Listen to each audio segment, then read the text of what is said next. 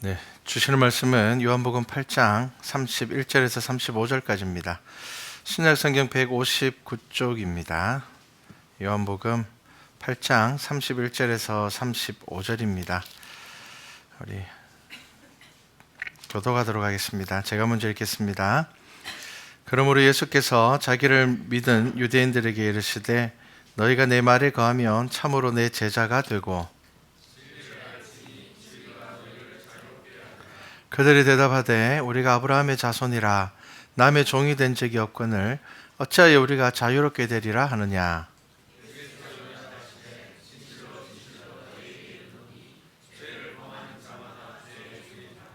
종은 영원히 집에 거하지 못하되 아들은 영원히 거하나니. 아멘. 자, 오늘 설교의 제목이 죄의 종, 의의 자녀 이렇게 되어 있습니다. 우리가 살아가면서 착각하는 게 있습니다. 이 착각이 뭐냐면은 내 삶의 주인이 나일 수 있다. 내가 내 삶을 충분히 이끌어갈 수 있다.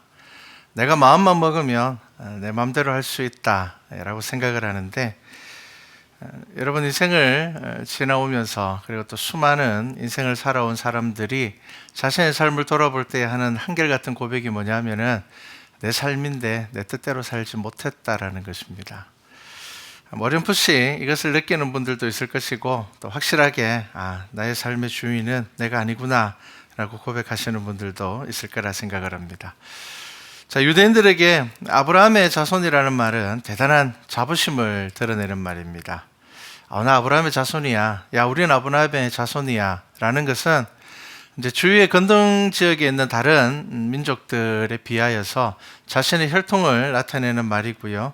그리고 또 민족적인 권위를 드러내는 말입니다. 근데 여러분, 나는 아브라함의 자손이야 라는 말을 오늘날로 이야기를 하면 뭐라고 이야기할 수 있을까요?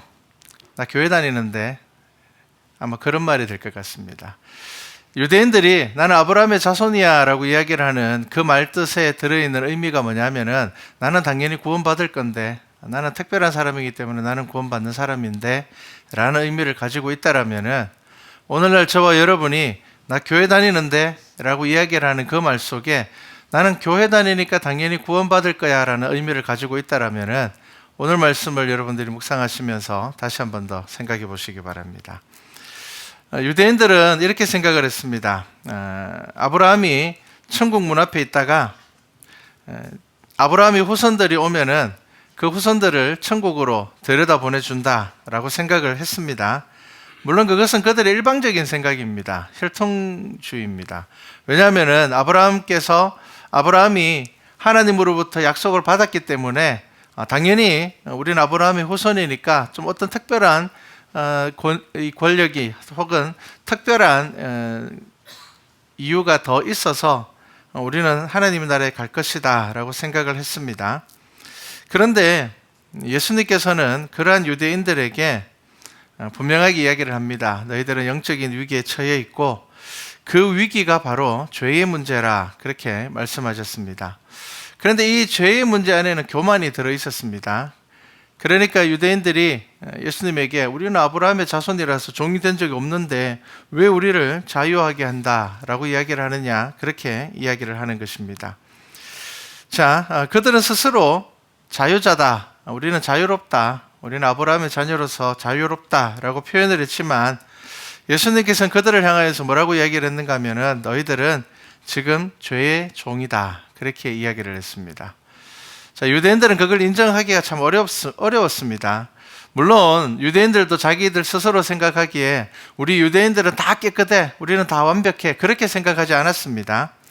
물론 죄인들도 있지만 경건한 유대인들이 더 많고, 그리고 바리새인이나 사두개인이나 특별한 사람들을 통하여서 우리는 하나님 앞에 구별된 민족이다라고 생각을 했습니다. 근데 그들에게 정말 필요한 것은 진리의 말씀이었습니다. 그리고 그 말씀 안에 있는 진리를 그들이 알아야 했습니다. 예수 그리스도는 그냥 어느 날 갑자기 오신 분이 아닙니다. 창세기로부터 예언이 되어진, 그리고 수많은 선지자들을 통하여서 메시아가 이 땅에 오시면 이러한 모습으로 올 것이다, 이러한 징조가 일어날 것이다, 그리고 너희들에게 이러한 말씀을 선포할 것이다, 수많은 선지자들을 통하여서 이미 말씀되어진, 예언되어진 것이었습니다. 그렇기 때문에 유대인들에게 필요한 것은 이미 선지자들을 통하여서 그들에게 약속되어진 그리스도의 진리를 알아야 했습니다. 그리고 그것이 그들을 자유케 할 것임을 믿어야 했습니다. 하지만 그들은 그리스도를 알아보지 못했습니다. 그들이 그리스도를 알아보지 못한 두 가지가 있는데 그게 뭐냐면요. 하나는 율법주의고 하나는 권위주의였습니다. 여러분, 오늘날에도 우리는 이 두 가지를 굉장히 조심해야 됩니다. 율법주의와 권위주의. 나는 성경 말씀 잘 지키니까, 나는 뭐 이런 것들을 다 하고 있으니까, 나는 뭐 예배 시간 꼬박꼬박 지키고 있으니까, 그러한 것들. 그리고 또한 권위주의는 뭡니까? 처음에 이야기를 했습니다. 나는 교회 다니니까, 나는 예수 믿는 사람이니까, 그냥 그것으로 되었어. 그렇게 생각하는 것 때문에 그들은 그리스도를 알아보지 못했습니다. 당시에 종교 지도자들은 어떤 생각을 했는가 하면은 율법에 대해서 열심히 연구하면은 그것이 우리를 자유롭게 하고 우리를 구원시킨다라고 생각을 했습니다. 하지만 여러분, 성경이 말하듯이 무엇을 통하여서 우리가 구원을 받는가 하면은 그리스도를 통하여서만 우리는 자유를 얻게 됩니다. 이것이 성경이 이야기하고 있는 진리의 말씀입니다. 종은 자유를 얻지 못합니다. 여러분, 종은 그 주인에게 예속됩니다. 그러기에 우리가 누구의 종으로 살아가는가, 누구에게 속하여 살아가는가라는 것이 아주 중요합니다. 우리가 죄의 종이 아니라 그리스도의 자녀가 될 때에 비로소 우리는 자유를 누리게 되어 있습니다. 죄의 종이 된다는 것은 진리를 볼 수 있는 눈을 가지지 못한다는 것을 이야기를 합니다. 성경은 그것을 눈이 가리웠다 그렇게 표현을 합니다. 여러분, 우리가 죄의 종이 되었을 때는 아무리 노력을 해도 우리는 눈이 가리워질 수밖에 없게 되어 있습니다. 그래서 가장 중요한 것은 우리가 예수 그리스도를 알기 위하여서 노력해야 되고 우리가 예수 그리스도 안에 살아가기 위하여서 노력하는 것이 중요합니다. 죄는 단순히 우리가 하는 행위의 결과만이 아니라 우리를 지배하고 있다는 것을 아셔야 됩니다. 우리는 죄라고 이야기를 하면은 그냥 내가 하는 행위의 결과, 나를 통하여서 드러나는 모습들을 죄라고 이야기를 하는데 아닙니다, 여러분. 죄는 그것보다 훨씬 더 크고 죄는 그것보다 훨씬 더 막강한 영향력으로 우리를 지배하고 있습니다. 그것이 바로 예수님의 말씀입니다. 여러분, 예배 때 나와서 말씀에 집중하지 못하는 것도 우리의 마음이 가리워져 있다는 것 아셔야 됩니다. 여러분, 일주일에 한 번, 1시간씩 나와서 드리는 이 예배 가운데 나의 마음과 나의 눈과 나의 귀가 말씀 가운데 집중하고 있지 못하다라면은 여러분, 우리의 믿음의 상태들을 돌아보셔야 됩니다. 여러분, 매일 말씀을 듣는 것 아니지 않습니까? 그렇기 때문에 여러분들은 무엇이 나를 지배하고 있는가, 나는 지금 누구의 자녀로 살아가고 있는가를 여러분 보셔야 됩니다. 미국 남서부 지역은 환경이 아주 잘 보존된 곳입니다. 환경오염도 거의 없는 지역입니다. 그런데 이상한 일이 생겼습니다. 갑자기 그 지역에 있는 개구리들에게 기형이 발생을 했습니다. 어떤 기형이 발생을 했는가 하면 다리가 6개, 뒷다리가 6개, 혹은 개구리가 되었는데도 꼬리가 사라지지 않거나, 혹은 앞다리가 뭐 1개가 더 생긴다든지 그런 기형들이 생겨나기 시작을 했습니다. 그래서 사람들이 너무 놀랐습니다. 왜냐하면은 기형이 생긴다라는 것은 어떻게 보면 환경오염이나 사람에게도 영향을 미칠 수 있기 때문입니다. 그래서 사람들은 처음에는 이거 분명히 환경오염이다. 왜냐하면 우리가 교과서를 통해서 본 어떤 환경오염의 결과랑 비슷했기 때문입니다. 그런데 그 지역에는 특별히 환경오염을 일으킬 만한 공장이 없었습니다. 그래서 사람들이 이게 무슨 일일까? 분명히 기형이 일어나고 있는데 환경오염을 일으킬 만한 것은 없었어요. 그래서 또 연구들이 진행이 되었습니다. 그래서 오랫동안 조사를 해봤는데 이유를 찾았습니다. 어떤 이유를 찾았는가 하면은 기생충이 있는데 새의 몸속에 있는 기생충입니다. 새의 몸속에 있는 기생충인데 이 기생충이 일으킨 일이었습니다. 이 기생충은 눈에 보이지 않을 만큼 작습니다. 자, 그런데 어떻게 이 눈에 보이지 않는 이 기생충이 이런 일들을 일으킬 수 있을까? 그리고 또 기생충이라고 하면은 그냥 그 동물이나 생물의 몸속에 살면서 영양분을 이렇게 기생해서 빨아먹고 사는 그 정도로만 생각했는데 왜 기생충이 이런 일들을 만들어낼까? 다시 연구를 해봤습니다. 자, 이 기생충은 새의 몸에 사는 것이 이제 가장 안전합니다. 그리고 새의 몸에 들어갔을 때에 이제 장성하게 크게 이제 자라나서 성충이 되어서 알을 낳을 수 있게 됩니다. 자, 그러니까 이 기생충의 최종 목적지는 어디냐면은 다시 새의 몸으로 들어가야 됩니다. 그래서 이 새의 배설물에서 나온 기생충이 물에 사는 달팽이의 몸속으로 처음에 먼저 들어갑니다. 그리고 달팽이의 몸속에 들어가 가지고는 조금 더 이제 술을 불리고 덩치를 조금 더 불립니다. 그 다음에 얘들이 물에서 나와서 어디로 가는가 하면은 올챙이의 몸에 달라붙습니다. 그리고 올챙이 몸에 달라붙어서 얘들이 올챙이 몸에 딱 붙어서 살면서 뭘 하는가 하면요, 특별한 어떤 화학 물질을 몸속에서 내놓습니다. 이 신경계 물질을 분비를 하는데 이 신경계 물질이 어떤 역할을 하는가 하면은 개구리의 다리에만 변형을 일으킵니다. 자, 여러분, 개구리는 잘 뛰어다녀야 됩니다. 새한테 안 잡히면 키려면 잘 뛰어다녀야 됩니다. 그런데 이 기생충이 붙어 있는 올챙이는 새에게 아주 잘 잡혀 먹힙니다. 왜냐하면 다리가 6개나 생겼는데 2개 외에는 그냥 형태만 있지 뛰지를 못하는 다리입니다. 그러다 보니까 이 기생충에 감염된 개구리들은 점프를 못합니다. 그러니까 당연히 새가 뭘 잡아먹겠습니까? 잡아먹기 쉬운 거, 그렇죠? 여러분, 개구리 잡는 거 쉽지 않습니다. 그런데 이 기생충에 감염된 개구리들은 어떻게 된다고요? 새에게 잘 잡혀 먹힙니다. 개구리 입장에서는 이게 별것 아닌 것 같고 눈에 보이지 않을 작은 기생충이지만 결국은 이 개구리는 누가 원하는 대로 사는가 하면은 이 기생충이 원하는 대로 살게 되는 겁니다. 자기가 덩치가 훨씬 더 크고 자기가 의지대로 할 수 있는 것 같지만 그렇지 않다라는 겁니다. 또 다른 기생충 이야기를 제가 한번 해드릴까요?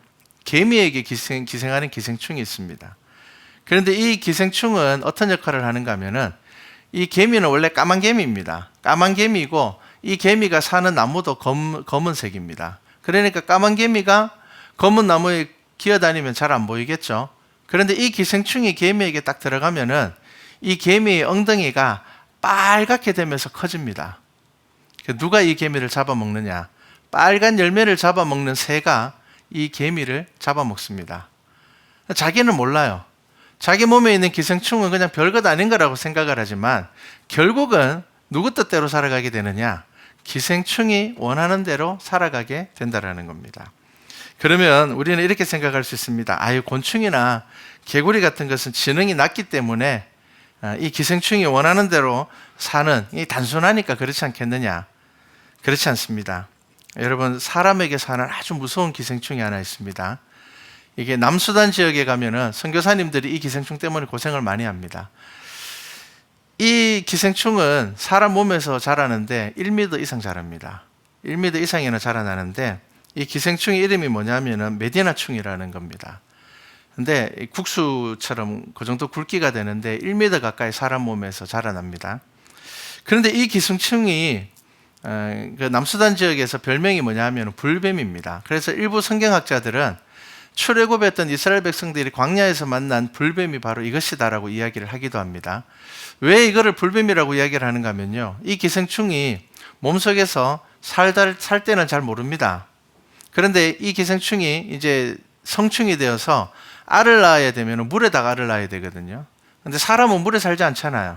사람은 물 밖에서 사는 존재잖아요. 그러니까 이 기생충이 어떻게 하는가 하면은 사람 피부 가까이까지 와서는 사람의 피부를 굉장히 뜨겁고 열이 나게 합니다. 아프게 합니다. 여러분, 우리 열나면은 뭘 하죠? 물을 찾죠. 그러니까 이 지역 사람들은, 이 기생충에 감염된 사람들은 자기도 모르게 냇가에 가서 발을 담급니다. 물속에. 이때에 기생충이 살을 비집고 나와서 물속에다가 알을 낳습니다. 자, 사람은 여러분 지적인 존재입니다. 생각하고 문화를 만들고 대단한 존재입니다.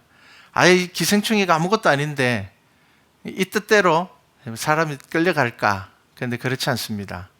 이 기생충의 뜻대로 끌려간다라는 겁니다. 그래서 이 기생충을 치료하는 유일한 방법이 뭐냐면은 그 사람을 물에다가 발을 담그게 하고는 기생충이 나왔을 때 탁 잡아서 그 1m나 되는 기생충을 끊기지 않게 뽑아내야 됩니다. 중간에 끊기면은 그 안에서 다시 살아납니다. 이 굉장히 고통스럽습니다. 이걸 뽑을 때에 1m짜리를 훅 당기면 뽑힙니다. 잘라져 버립니다. 그렇기 때문에 아주 천천히 뽑아내야 됩니다. 말아서. 여러분, 기생충이라는 것은 우리 몸 안에 들어와서 그냥 영양분이나 좀 빨아먹는 것 같지만 여러분 절대로 그렇지 않습니다. 때로는 우리의 삶을 지배하기도 하고 때로는 우리를 이끌어가기도 합니다. 여러분, 성경에서 말하는 죄가 바로 이렇습니다. 사람들이 착각하는 거 있습니다. 나는 내 삶을 스스로 컨트롤할 수 있다고 생각합니다. 그러면 여러분 한번 돌아보십시오. 내가 원하는 대로 여러분들의 삶이 이때까지 왔습니까? 지금 여러분들의 모습이 여러분들이 원했던 모습입니까? 나 옛날부터 나 이렇게 살고 싶었어. 여러분, 이 모습입니까? 만족할 수도 있겠지만 내가 왜 그렇게 살았을까? 또 한편으로는 나는 왜 여전히 이렇게 살아갈까? 라는 고민들이 우리 삶 안에 있을 것입니다.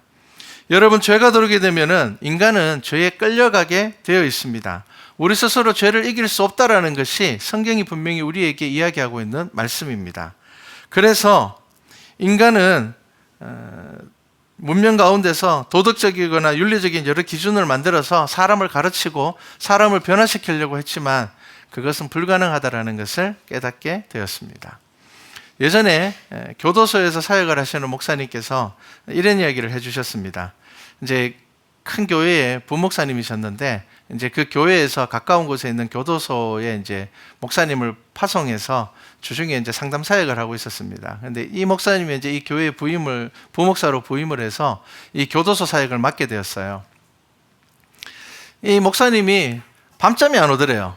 왜냐하면 이게 이제 해야 돼서 가는 건데 자기가 생각하기에 교도소에 있는 사람들이면은 좀 과격하고 좀 폭력적이거나 그러니까 좀 걱정이 너무 많이 앞서고 두려웠답니다.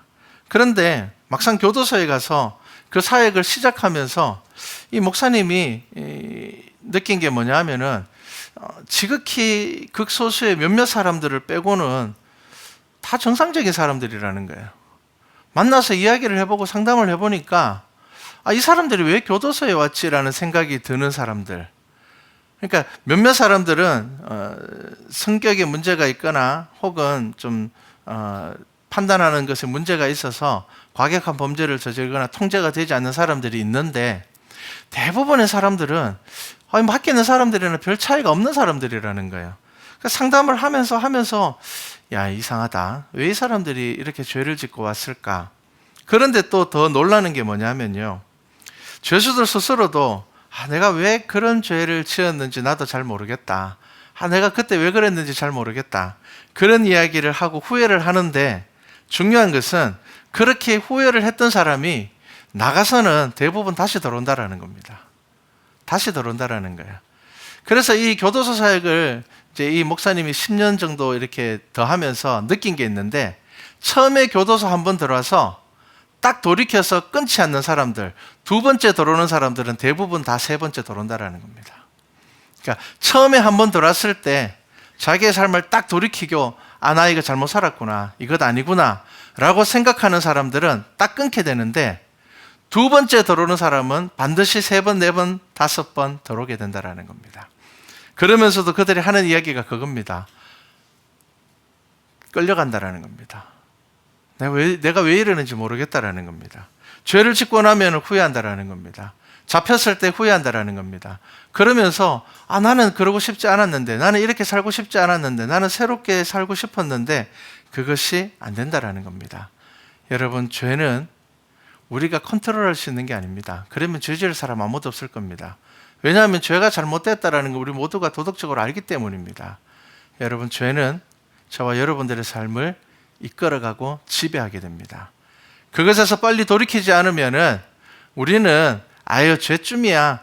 내가 그래도 뭐 배운 사람인데, 그래도 나는 정상적인 생각을 하는 사람인데 라고 이야기를 하지만 여전히 우리는 후회되는 삶, 죄 가운데서 살아가게 된다는 것입니다.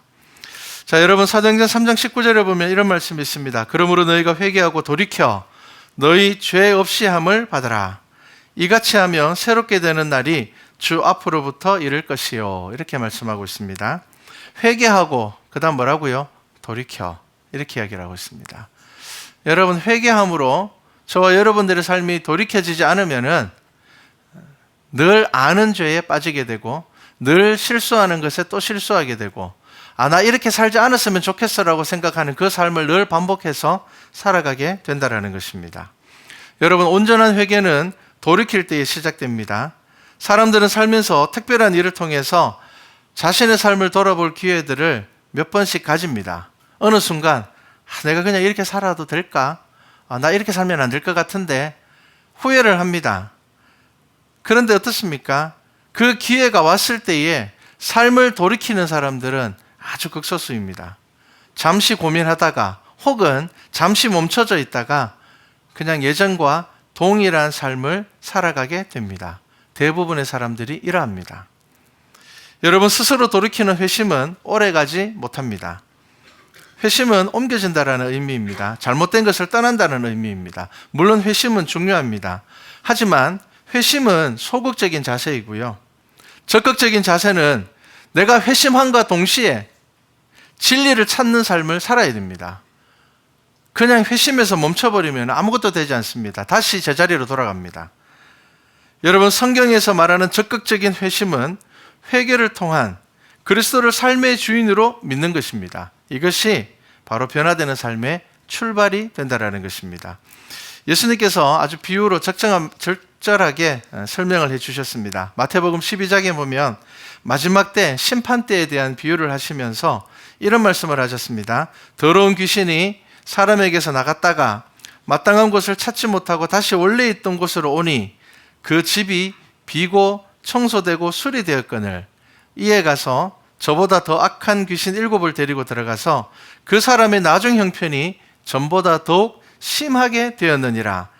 이 악한 세대가 또한 이렇게 되리라. 이렇게 이야기를 하셨습니다. 여러분 스스로 마음을 비울 수 있습니다.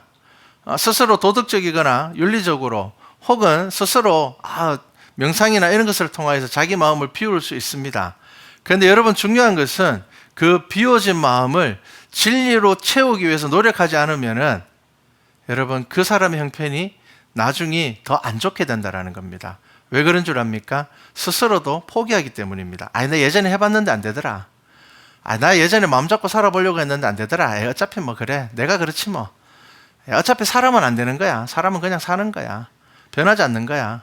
여러분 왜 그런 후회들이 우리 가운데 들어오는 줄 압니까? 내 마음은 비웠지만 그 속을 진리로 채우려는 적극적인 노력을 하지 않았기 때문입니다. 그냥 비우려고만 했습니다. 그냥 잘못된 것을 그냥 지우려고만 했습니다. 근데 여러분 이 소극적인 회심을 통하여서는 우리는 변화되지 않습니다. 그래서 성경은 우리에게 뭐라고 이야기를 합니까? 주 예수 그리스도를 믿어라. 예수 그리스도를 너희 중심에 모셔라. 그렇게 표현을 하고 있다는 겁니다. 사람이 스스로 겸비하여 마음을 깨끗하게 하더라도 그 마음을 그냥 비워놓으면은 그 속은 다시 악한 것으로 채워집니다. 왜?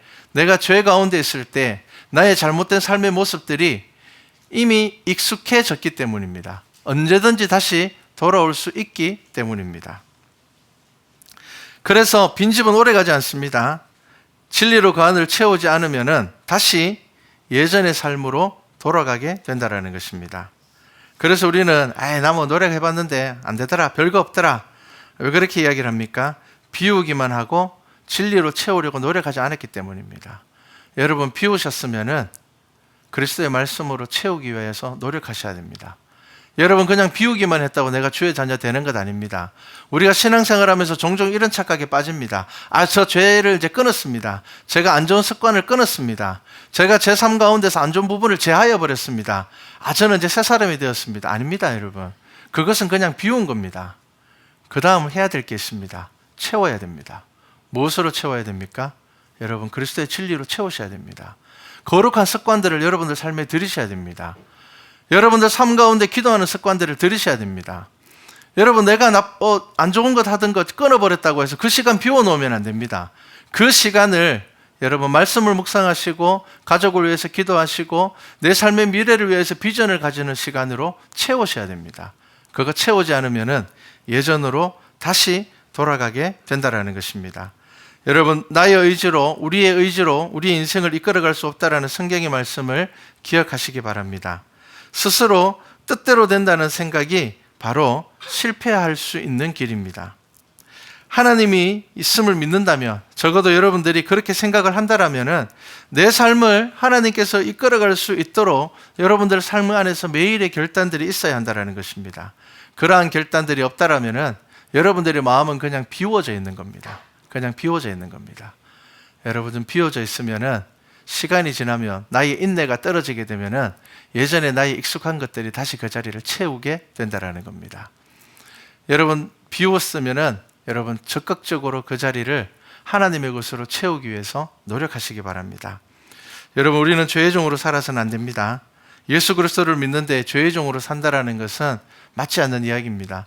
내가 나와서 예배드리고 내가 찬양하고 내가 하나님께서 나의 삶의 주인이심을 이야기하는데 여전히 내 삶 가운데서 죄의 종으로 살아간다라는 것은 그것은 맞지 않는 이야기입니다.